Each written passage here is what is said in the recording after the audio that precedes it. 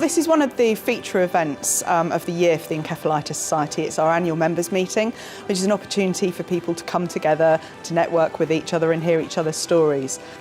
We've had some amazing speakers as well here today. We've had Professor Tom Solomon and Roald Dahl's Marvellous Medicine. I hope you've seen that Dahl's amazing inventive streak extended beyond his kids' books and his adult short stories, but also his medical interventions, which really do have a lasting impact.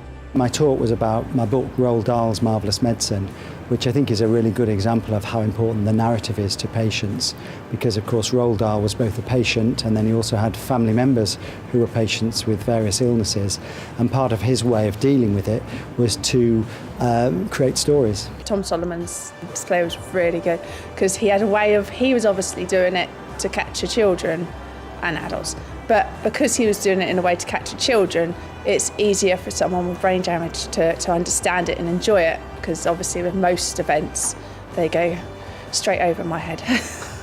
We've just been to the workshop and that was really, really interesting. I found that really informative and very funny as well, so that was really good. We've had our president, Professor Barbara Wilson, who's been talking about survivor stories. It's nice because they can explain encephalitis better than what I can. So of course I bring my carers along, i.e. my family, my children, my husband, and in a different way they can try and explain how it impacts on my day-to-day life. I met my wife and she'd already had encephalitis, and over the years I've come to many of these things and watched it expand, and they've enlightened a large section of the medical community to encephalitis and what people suffer with. It's an opportunity for people from across the country affected by encephalitis to come together, meet each other and hear about various work that the charity is doing. We've also looked back on what we've done over the last 12 months and looked forward. What does 2017 hold for the Encephalitis Society? The Society is obviously on a road to even bigger and better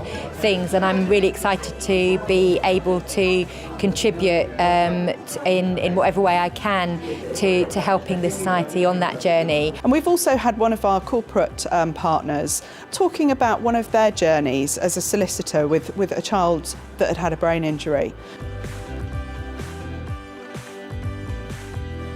We're finishing up with the incredible performance by Off the Wall Theatre Company, Tracing Grace.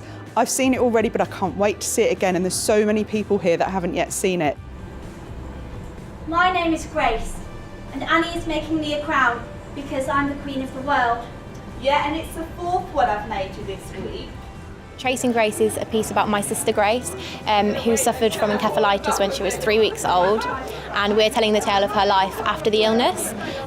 So we're showing what it's like for the whole family's perspective.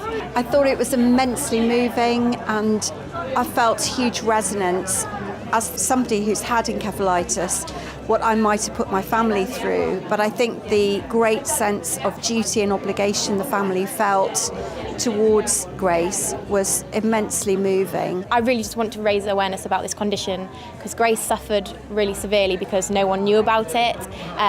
Doctors, nurses, no one really had a clue because this was about 19 years ago.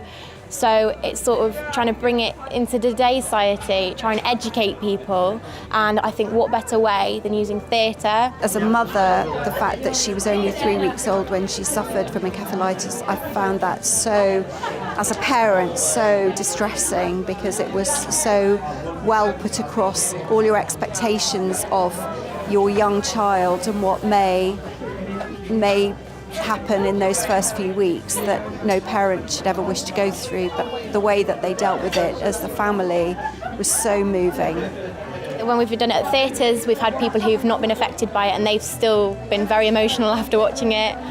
Today has been a very special performance because it's been people who have been affected by the condition have been here, and the feedback has just been fantastic. We've got this incredible opportunity which we relish every year, which is our awards, which are for exceptional service in the field of health, social care and education, and they're nominated by our members. And we look forward to recognising the really good work that's out there. I suppose my favourite part of the whole event, though, is being able to honour those people that you don't really see so much of, perhaps. The people who've raised so much money for us, people who do extraordinary events and support us. And these awards are really about that, being able to show some gratitude from us, I hope, to the people who've gone above and beyond to raise us money and to help us raise awareness.